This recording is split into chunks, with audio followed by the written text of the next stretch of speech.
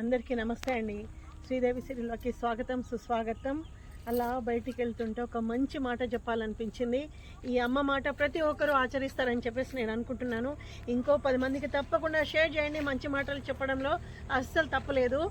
భగవద్గీతలో భగవంతుడు ఒక మాట చెప్తాడు. ఏమని అంటే, అనన్యాశ్చింతయంతో మాం ఏ జనా పర్యుపాసతే తేషాం నిత్యాభియుక్తానాం యోగక్షేమం వహామ్యహం.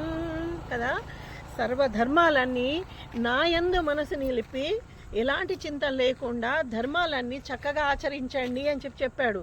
ధర్మాలన్నీ చక్కగా ఆచరించాలంటే మరి ఏది బాగుండాలండి? కుటుంబ వ్యవస్థ బాగుండాలి కదా. వివాహం కాకముందు తల్లిదండ్రులు, పిల్లలు, ఆడపిల్లలు కావచ్చు, మగపిల్లలు కావచ్చు, ఎవరైనా కావచ్చు, ఎంత బాగుంటున్నారో ఒక్కసారి మనసు పెట్టి వివాహం అయిన తర్వాత ఎంత విచ్ఛిన్నమైపోతున్నాయో ఒకసారి ఆలోచించండి. ఇందులో నేను మళ్ళీ చెప్పుకోవడానికి ఏం లేదు. నిజంగా బాధతోనే చెప్తున్నాను. చరిత్ర సృష్టించాలన్న స్త్రీయే కారణం. చరిత్రలో లేకుండా పోవాలన్న ఏ కుటుంబమైనా ఆ స్త్రీయే కారణం. తప్పకుండా ప్రతి స్త్రీ మనసు పెట్టాలి. ఎందుకంటే భగవంతుడు పురుషుడికి శారీరకంగా, స్త్రీకి మానసికంగా శక్తినిచ్చాడు.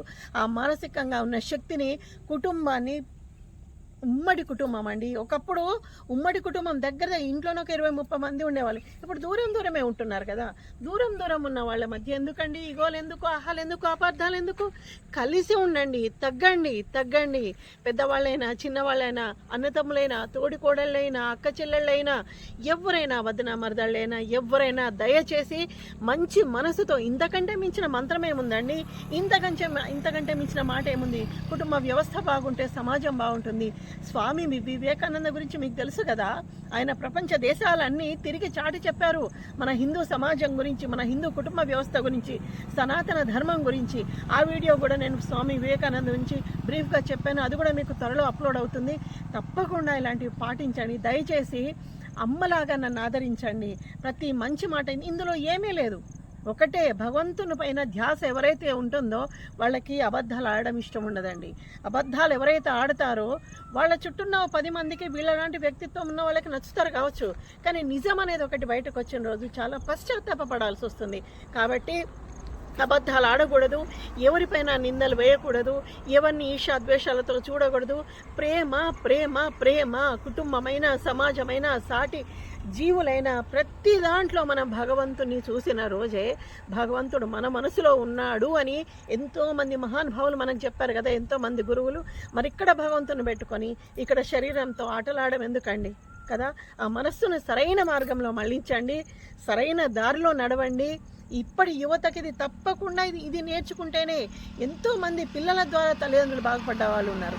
తల్లిదండ్రులు పిల్లల కోసం ఎన్నో త్యాగాలు చేసిన వాళ్ళు ఉన్నారు కదా.